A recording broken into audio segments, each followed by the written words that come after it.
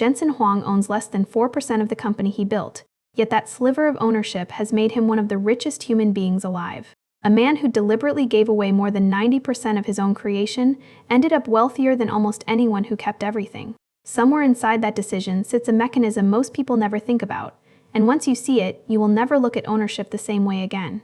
Start with a number that gets repeated everywhere: 3.5%. If a small business owner sold 3.5% of their shop, nobody would notice. But 3.5% of Nvidia today is worth more than the entire economy of most countries on Earth. That means the size of the slice matters far less than the size of the pie. And almost nobody who starts a company believes the pie can grow this large. Nvidia began in 1993 in a booth at a Denny's. Founded by 3 engineers, Huang, Chris Malachowski, and Curtis Priam, none of them famous, none of them funded by anything more than an idea to build chips for video games. For a decade, that idea stayed small. Nvidia survived the dot-com crash. It survived 2008. It survived a crypto boom that inflated demand for its chips, and then evaporated overnight, wiping out revenue that companies had built entire strategies around. Most founders who watch their company's value swing that violently eventually cash out. Curtis Priam did exactly that, selling his stake in 2006. It looked, at the time, like the responsible decision. Today that same stake, had he kept it, would be worth more than $600 billion. Priam isn't remembered as foolish. He made a rational choice with every piece of information available to him at the time. And that's the uncomfortable part. A rational decision, made correctly, still cost him one of the largest fortunes in human history. So if patience alone explains the gap between Priam and Huang, simply holding stock long enough should be the whole story.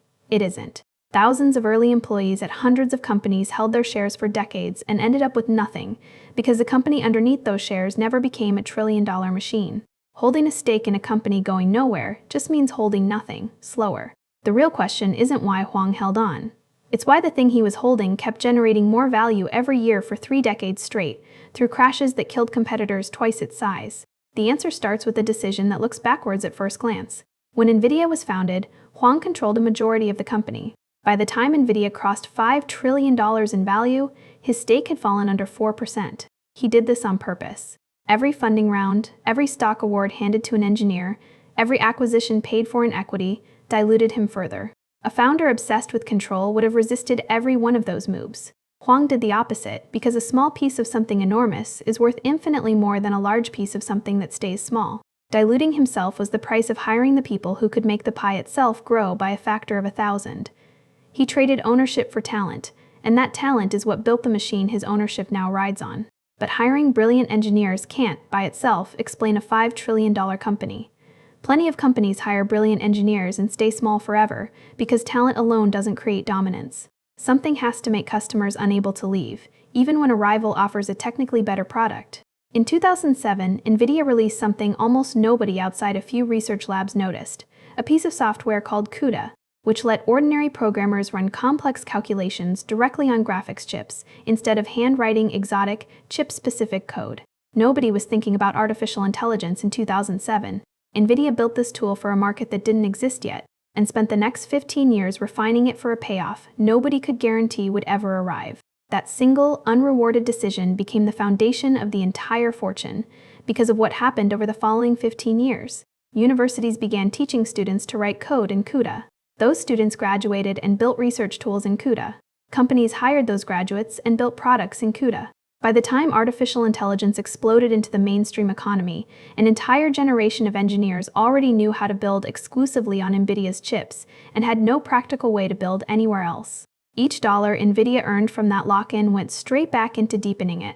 More libraries, more tools, more reasons never to leave. Data center revenue climbed from around $27 billion to over $200 billion in just 3 years, and nearly every one of those dollars reinforced the same wall. When a rival ships a cheaper, faster chip today, most customers still can't switch, because switching means rewriting years of software, retraining engineers, and risking months of instability, just to save money on hardware that's a small fraction of the total cost of running an AI system.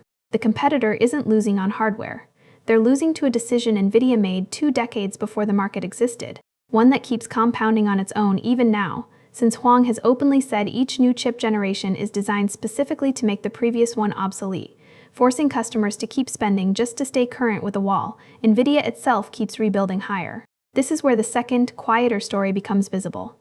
While NVIDIA was building a language nobody needed yet, its competitors were doing what looked, at the time, like the smarter move, pouring every dollar into faster chips. Faster chips are easy to measure and easy to sell to a board. A software ecosystem takes 15 years to pay off and might never pay off at all. Almost every competitor chose the visible, faster win over the invisible, slower one. That choice felt safe. It has cost them the entire market. Even Michael Dell, who kept 40% of the company bearing his name, several times more ownership than Huang ever kept, is worth less today than Huang, because Dell owns a much larger share of a company that never built a moat like this one, which finally explains the paradox from the beginning. Huang didn't get rich because he owned more of his company. He got rich because he gave enough of it away to build something that could compound for 30 years without him. Protected by a wall, few competitors were willing to spend a decade laying brick by brick. His salary last year was around $36 million, a rounding error next to a stake now worth over $170 billion. The paycheck was never the fortune. The 3.5% was never really the fortune either. The fortune is the size of the wall around a pie that never stopped growing, built with the 96% he was willing to give up to build it. That's the actual economy of being Jensen Huang.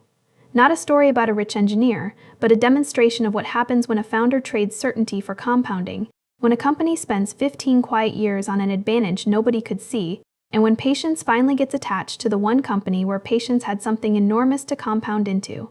Everyone who watched NVIDIA's stock crash in 2008, in 2018, in 2022, and sold anyway, made a reasonable decision in the moment.